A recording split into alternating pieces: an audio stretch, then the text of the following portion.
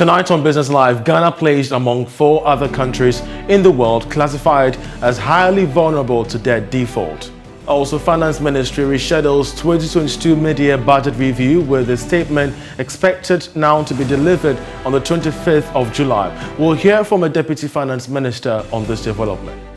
On the mid-year, so that when they leave on Wednesday, and then quickly we can start looking at it. Though we are almost done with it, we'll start looking at it, and then hopefully by the 25th we will bring it to Parliament for submission.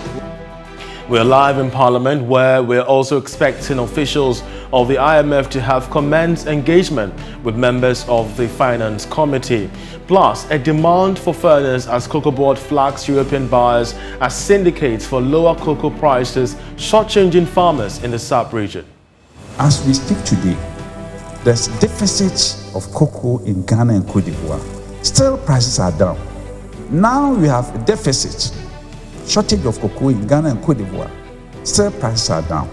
We must interrogate this matter very well. There is more ahead as Cocoa Board's Head of Public Affairs joins us with fresh updates on the outcome of an indoor meeting between both parties. All these and more coming shortly. To stay with us.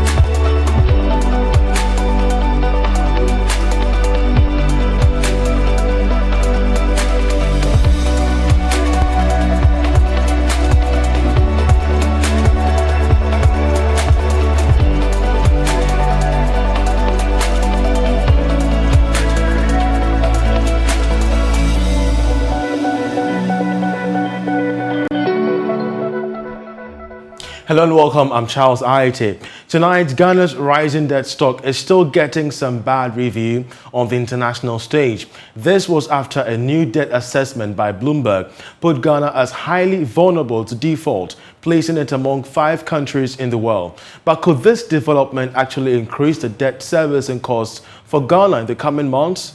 George Rafi's report explains. Bloomberg's scorecard tracks the performance of countries around the world and their ability to pay back their debts on time. The fresh assessment is due to the current developments in the world, which has been compounded by happenings in Russia and Ukraine. The update has also been influenced by Sri Lanka's recent default of its bond payment to international investors. The rankings by Bloomberg is ahead of the World Bank's IMF debt sustainability analysis done on member countries. The assessment 2 years ago classified Ghana as high risk of debt distress, with warnings that we could get into that status of distress if we don't take steps to improve the situation. The Bloomberg report identified El Salvador, Egypt, Ghana, Tunisia and Pakistan as countries that may have some challenges paying their debts on time going forward. These countries, which included Ghana, is said to have the lowest score, hence the classification by Bloomberg. For some, the main challenge is how this report may result in the cost of borrowing for Ghana going up on the international market. This is because Bloomberg is a major platform for most of these investors around the world, and this might influence their perception about our debt situation getting worse going forward, a move that will result in these investors asking for more anytime they engage government or anytime government tries to borrow from them. Well, the Finance Ministry has rescheduled the mid-year budget review, which was expected to be delivered in Parliament tomorrow, to enable them conclude talks with the IMF. According to the Deputy Finance Minister, Asari, the new date for the statement is now the 25th of July this year, and the change has been necessitated by the ongoing talks with the IMF, which commenced last week. The Deputy Minister does not rule out changes to the statement which will arise because of talks with the fund. Take a listen. We all know that we have started some engagements with the IMF, and the IMF were in town last week, and they are supposed to leave on Wednesday. And Usually when they come, this very mission is for data collection. And we need all the space and time to enable us give them all the data they are requesting for. So that's how come we are asking Parliament to postpone the mid-year so that when they leave on Wednesday, and then quickly we can start looking at it. Though we are almost done with it, we'll start looking at it, and then hopefully by the 25th we will bring it to Parliament for submission. This first mission is more of data collection. And so that is exactly what they are doing. And like I said, with data collection, you need to give them everything that they are requesting for. So we need that time and space to attend to them. Just like you're doing an audit, you need to attend to whatever it is that they are asking for. And so once you do that and it's completed, we will come to Parliament and also submit the mid-year. And this is something we've been doing every time. And we scheduled the date for 13th before the announcement of the engagement with the IMF. So clearly, as human as we are, we should all understand that in this data finding mission of the IMF, we need that space and time to address that and give them, once we are done, 25th, we'll come to Parliament and do the mid-year budget review. And you should all know that per the PFM law, we have up until 31st of July to do that. So it's still within, the law and the time. Well, joined via Zoom by our parliamentary correspondent, Koko Asante, with more on this. To start with, we're still going by the change in dates to the 25th instead of the earlier 20th date, aren't we, Koko? So the information that we are getting from the Finance Ministry, just like you played there from the Deputy Minister, is that the negotiation is such a key part, and there are things that may come up to be included in the mid-year budget review. And so government wants to wait until the talks conclude next week. The talks conclude not necessarily an agreement on a deal, but for the initial talks to have concluded next week, by which time government would have had a fair idea of some of the key issues for them to be included in the mid-year budget review. And so the new date we having now from the Deputy Finance Minister, Bernard Siasare, is 25th. That is next, the 25th of July, so that the mid-year budget review will be delivered to MPs. So that's going to be in a week's time. How is the minority in Parliament taking all this? Well, they do not have much challenge to this. They actually believe that it's important that government holds on, because if there are key issues that comes out from the talks with the IMF, which must be inculcated in the mid-year budget review for government to implement, then it is very important for them to hold on. And so we do not have much challenge. Only that they are concerned that the Parliament originally had scheduled 27th of July to rise. And if they were going on break at that period and you are doing the mid-year budget review 2 days prior, it means probably that the date for the rising of the House would have to be extended a bit, or the schedule will be packed. And so those are their concerns. But in terms of the principle, the idea behind the decision, they fully support it, and they think government has taken a decision in that right regard for now. I wanted to fill us in on the expected meeting between the IMF and Parliament's Finance Committee. We're expecting that to begin today, if not now. What's the update from both sides as we speak? Has it happened yet? So the meeting started at around 4 p.m. Just about 3:50, the officials from the IMF arrived. We know that they actually met the Vice President today. And so it was expected that right from that meeting they will drive into Parliament. They did. And around 4 p.m., members of the Finance Committee who were still doing business on the floor of the House, you could see them filing out. And so we understand that the meeting is still going on. It's been about 1 hour, 10 minutes now. It wasn't expected to take this long, but the meeting is still ongoing. What we get is that the minority are seeking to put what they call the accurate figures for the economy to be exposed to the IMF. Majority side says government has nothing to hide, that government has been consistent and truthful to Ghanaians. We're speaking to some minority MPs who believe that government has just prepared over the figures and have exposed the figures to Ghanaians which are not representative of the real state of the economy. And so they are expecting that this meeting will be such an avenue to pass on this data. And so the meeting is still ongoing. We do not know what exactly the key issues are being discussed, but it's expected that by around 6 p.m., this meeting would have concluded and they will get some details from that meeting. And we're looking forward to that. Basically, it's a fact-finding mission. So we're going to be looking forward to see how it pans out. We're grateful Kukwa Asante, our parliamentary correspondent there. We're still staying with the IMF because an associate professor of finance at the University of Ghana Business School, Elikblem Komla Abloyo, has called for a change in the structure of Ghana's economy. According to him, this is one of the prudent measures needed to stabilize the economy. Speaking on the Super Morning Show on Joy FM, Professor Abloyo said Ghana can actualize its dream of becoming a wealthy nation by changing the structure of its economy rather than seeking an IMF program. We need to reduce our debt or try to manage it. 2, we need to ensure exchange rate stability. 3, we need to increase our level of reserves at the Bank of Ghana. 4, we need to work on reducing unemployment. 5, we need to work on increasing the level of savings in the economy. It's another key factor. 6, our perennial high interest rates is something that we need to work on.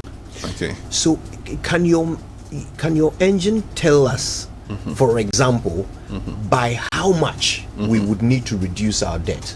Yes. In order to be safe from the IMF? Yes, we can do that. So you can do a simulation analysis, what if analysis. What if our debt fell to 60%? What if we're able to improve financial development from the current level to, let's say, about so if you take our financial development is very low, usually it's about 30% of GDP. What if we're able to increase that? What if we're able to reduce unemployment? At which exchange rate level would our dependency reduce? For me, what the IMF program does for us now is to provide some space and time, in essence, to be able to put our house in order. So that gives us time in the short to medium term to be able to implement the necessary policies to ensure that the economy is stronger, that we're able to change the structure of the economy. Other than that, if the structure of the economy doesn't change, then we will be frequent. We'll be frequenting IMF. To come on Business Live, a demand for fairness as Cocoa Board flags European buyers as syndicates for lower cocoa prices, shortchanging farmers in the SAP region. We have more coming shortly. To stay with us. As we speak today, there's deficit of cocoa in Ghana and Cote d'Ivoire. Still, prices are down. Now we have a deficit, shortage of cocoa in Ghana and Cote d'Ivoire. Still, prices are down. We must interrogate. You're welcome back. Now, the chief executive of Cocoa Board, Ayitey Edu, has accused European companies that buy cocoa beans from Ghana and Ivory Coast of deliberately setting conditions that always keep the global prices of cocoa beans down. According to him, cocoa farmers from the two countries have been made worse off due to unfair pricing regimes dictated by European companies. Speaking at some European companies that purchase cocoa beans from Ghana, Mr. Ayitey Edu said Ghana and Ivory Coast will join forces to end the practice. Take a listen to him. For us, when prices fall, as we are experiencing now, and last year, because of COVID, we had this natural glut, natural surplus of cocoa in the market. Cocoa prices were down, but not think the price of chocolates went down. No. As we speak today, there's deficit of cocoa in Ghana and Cote d'Ivoire. Still, prices are down. When it comes to supply, I mean supply. From the supply side, now we have a deficit, shortage of cocoa in Ghana and Cote d'Ivoire. Still, prices are down. So we want us to discuss this matter. We must interrogate this matter very well, because when there is surplus in the market, prices are down. When there's shortage, prices are down. And this informs us that there's some kind of deliberate attempt to keep prices down. And that's why, we want very frank, open discussion on this here and today, because we represent the base, which is very vulnerable, the farmer, the producers. You constitute the neck, and then you have the consumers at the top.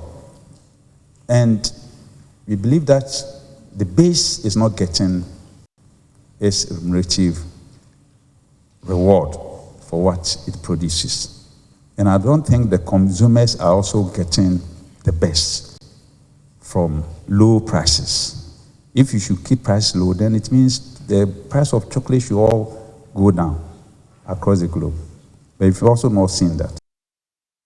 Well, the meeting has ended, and to have an appreciation of the outcome, we're joined by the Head of Public Affairs at Cocoa Board, Fifi Boafo, for more. We're grateful, Fifi, that you could join us. First of all, share with us the fallout from this in-camera meeting held last week between Cocoa Board and some European buyers. Well, the meeting, the major thing you could say was arrived at that meeting was an agreement, economic agreement that was signed that all parties within the value chain will ensure that efforts at improving farmer income is not undermined. And this is to say that the living income differential, which has been established as a means of improving farmer income, every effort is made to ensure that the farmer income is protected. If you will recall, the living income differential, the LID, was established as a means of improving farmer income. However, with it coming into force for some number of years now, about 2 to 3 years now, we are of the considered view that some attempts within the market has affected the impact we were expecting, and as such, there's the need for us to review it. And that was the basis for this meeting. And at the end of the meeting, I think we all came to the conclusion that there's a need for us to ensure that we protect such a mechanism that will help improve farmer income. But besides that, I think it gave us the platform also to look at some of the key things that affect farmer income generally, because without a commensurate income to the farmer, we are of the view that it will be very difficult to sustain the cocoa industry, because what is sustainability where the economic reward or the benefit that is supposed to go to the people who are the base of the value chain is largely impoverished. So it gave us the platform, and then we were able to thoroughly discuss it, and then that is what culminated into the agreement that was signed. But when you say an agreement, what exactly are we looking at in terms of monetary value that both sides agreed on? Okay, so you realize that the living income differential was supposed to give cocoa farmers $400 extra, apart from what was realized at the terminal market and the country differentials. What we have realized as producing countries the last 2 years is that the country differential, which is supposed to be an extra income coming into the basket for the cocoa farmer, is rather being devalued. So in effect, the amount of money realized from the terminal price and the LID is rather being affected. So in effect, what do you seek to achieve, or what you realize is not actually being realized. So this agreement or this understanding reached was to ensure that we do not have that situation whereby the country differential is actually discounted negatively to the disadvantage of cocoa producers. Indeed. Well, so Ghana and Ivory Coast, we know, are currently setting the pace when it comes to cocoa prices. Recently, we had that of Nigeria expressing interest to join the Cocoa Cooperation Agreement of a sort. What's the, update regarding Nigeria joining, Ghana and Ivory Coast to determine global cocoa prices?